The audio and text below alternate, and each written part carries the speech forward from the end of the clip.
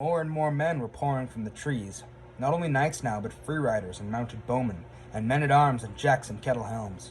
Dozens of men, hundreds of men. A blaze of banners flew above them.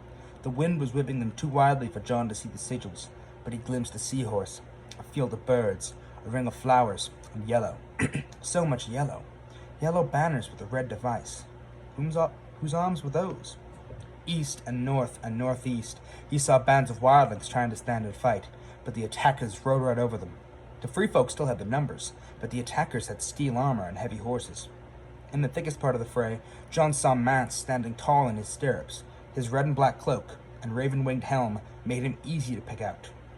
He had his sword raised, and men were rallying to him, when a wedge of knights smashed into them, with lance and sword and long axe. Mance's mare went up on her hind legs, kicking, and a spear took her through the breast. Then the steel tide washed over him. It's done, Jon thought. They're breaking. The wildlings were running, throwing down their weapons.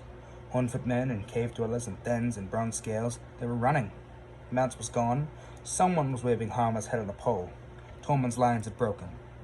Only the giants on their mammoths were holding, hairy islands in a red steel sea. The fires were leaping from tent to tent, and some of the tall pines were going up as well.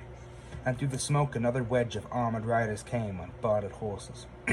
Floating above them were the largest banners yet, royal standards as big as sheets, a yellow one with long pointed tongues that showed a flaming heart, and another like a sheet of beaten gold with a black stag prancing and rippling on the wind. Robert, Jon thought for one mad moment, remembering poor Owen.